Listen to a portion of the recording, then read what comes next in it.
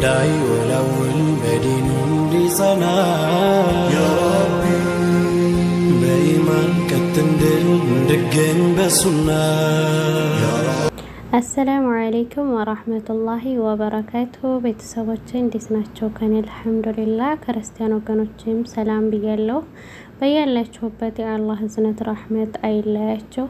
ልብ አንጠልጣይ እውነተኛ የፍቅር ታሪክ ቀጣውን ፓርት ይዤላችሁ መጥቻለሁኝ። ቪዲዮውን እስከ መጨረሻው ድረስ እንድትከታተሉት በአክብሮት እጠይቃችኋለሁኝ። ልብ አንጠልጣይ እውነተኛ የፍቅር ታሪክ በምርጦች ማህደር የቴሌግራም ቻናል ተዘጋጅቶ የቀረበ ክፍል 10 ቢዥ አለብኝ። እኔና ካሌብ ታርቀን በፍቅር 3 ወር እንኳ ሳንቆይ ሪታ እንደገና ህይወቴ ውስጥ ጣልቃ ገባች። መቋቋም አቅቶኝ ራሴን ሳትኩ። ሪታ እርጉዝ ነኝ ብላ ስትመጣ ራሴን ሳትኩኝ። እሱም ብዬ የተንከራተትኩለት ፍቅረኛዬ ሌላ ሴት አስረግዞ ሳይ ዳግም በህይወት መኖር ራሱ ሞት ነው የመሰለኝ። ከደቂቃዎች በኋላ ስነቃ ካሌብ እጆቹን አንተርሶኝ ምንጣፍ ላይ በጀርባዬ ተንጋልያለሁ። ሪታ የለችም። ነቅቼ ጠባብ ቤታችንን ስቃኛት ካሌብ ነቃች አለና እንባው ወረደ። ያዞ እንባ አልኩ በውስጤ። ዛሬ እንዳውም የተፈጠረውን ለማስታወስ ማንንም መጠየቅ አልፈለኩም። እናም በፍቅር ከምወዳቸው እጆቹ ላይ ተነሳሁ። እንባዬ ሐዘኔን ያቀለው ይመስል ያለማቋረጥ እየወረደ በውሃ የራሰውን ልብሴ ላይ ያርፍ ጀመር። እንደምንም ስሜቴን ተቆጣጥሬ ልብሴን ሰብስቤ ሻንጣዬ ውስጥ ከተትኩት። ይህን ሳደርግ ካሌብ በጥሞና ይከታተለኝ ነበረ። ከዛም ምንም ቃል ሳልተነፍስ ወደ በሩ አመራሁ። ልክ በሩ ጋር ስደርስ ግራ የተጋባ እያስመሰለ ምን ተፈጠረ ውዴ? ዳግም ጥለሽኝ ልትሄጂ ነው አለኝ። ቀጣፊ እንባውን እያዘነበ እስከ ዛሬ ቢሆን ሲያስነጥስ እንኳ እንባ ብትረግፍ ውስጤ በሐዘን ይጥለቀለቅ ነበረ። ዛሬ ግን እንዳ እያለቀሰና እየተማጸነኝ ፍጹም ሊያሳዝነኝ አልቻለም። ሪታ ሳልኩት። ይህኔ አይኖችን ላለማየት እያቀረቀረ ሲጀመር ለምን እንደመጣች አላውቅላትም ሄዳለች አለኝ። ይህኔ ይበልጥ እየተናደርኩ ካሌብ ከዚህ በኋላ ልትዋሸኝ አትችልም። ይልቅ ፈጣሪ የሰጠህን ጸጋ አትግፋ፣ ልጅህን እመንና አሳድግ። እኔም ፈጣሪ ይገባሻል ያለኝን እያደረገ ነውና አርፌ ይቻ አጸያፊ ህይወቴን ለኑራት ብዬ ገፍቼው ወጣሁ። እንደዛ ሲሆን አይቼው አላቅም።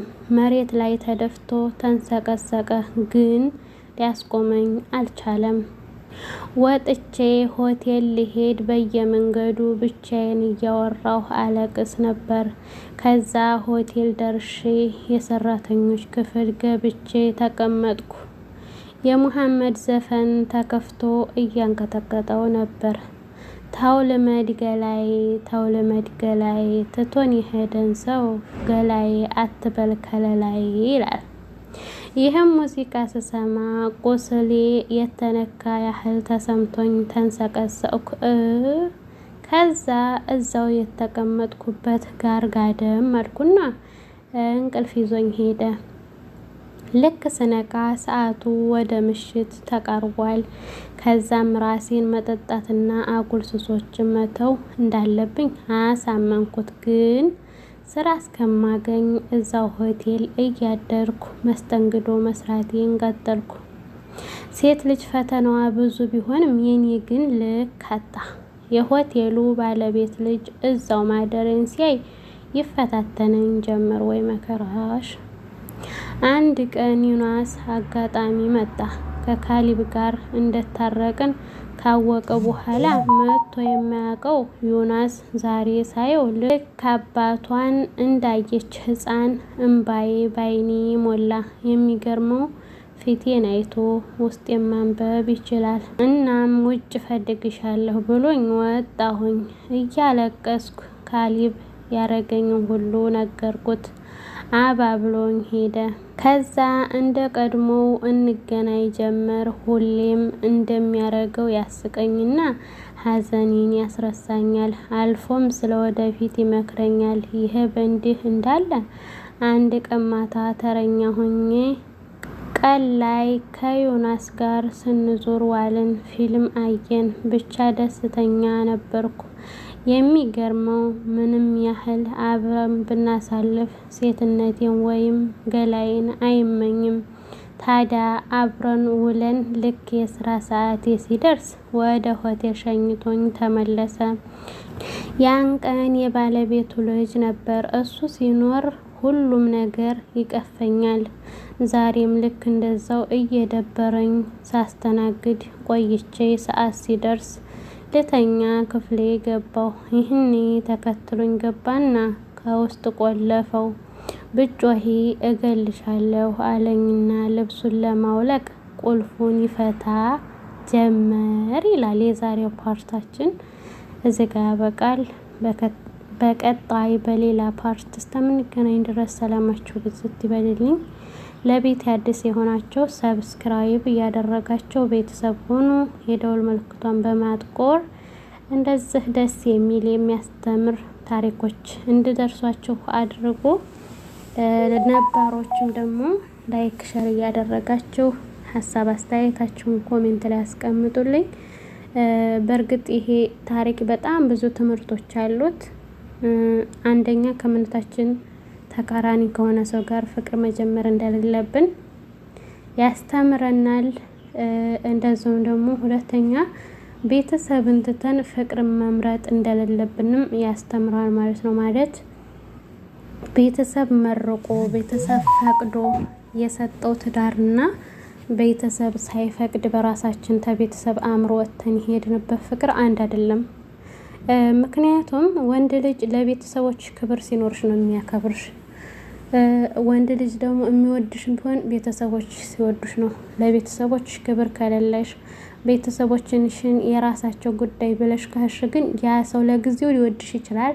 ነገር ግን ሄዶ ሄዶ ይጠላሻል። እኮ ለቤተሰቦቿ ላይ ያልሆነች ለኔም አትሆነኝም ነው የሚለው ማለት ነው። ስለዚህ ራሳችንን ነው የምናዋርደው። ሴት እህቶቼ ከቤተሰብ ፍቅርን ባናስቀድም አሪፍ ነው እላለሁኝ ማለት ነው። ቅድሚያ መቀደም ያለባቸው ቤተሰቦቻችን ናቸው።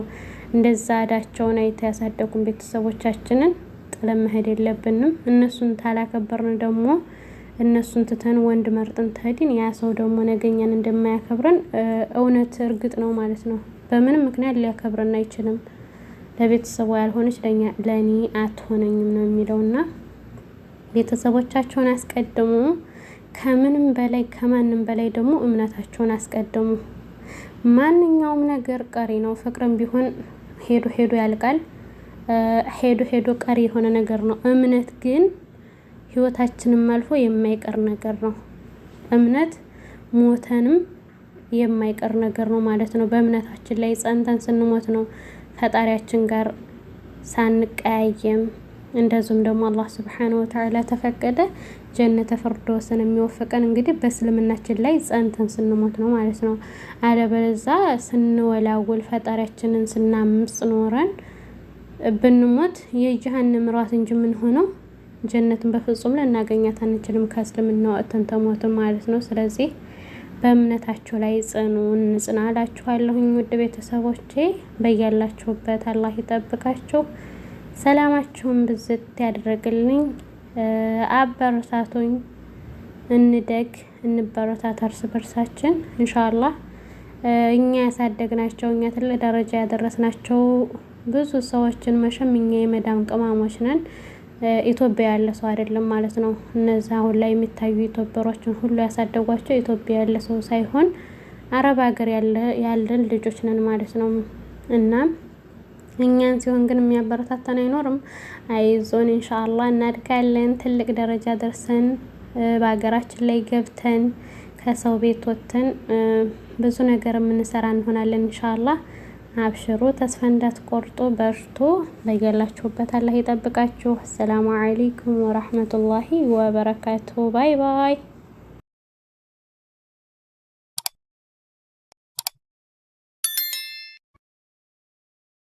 ህመም ሲጠና የማይድን መስሎኝ ለምጽ ቢወረኝ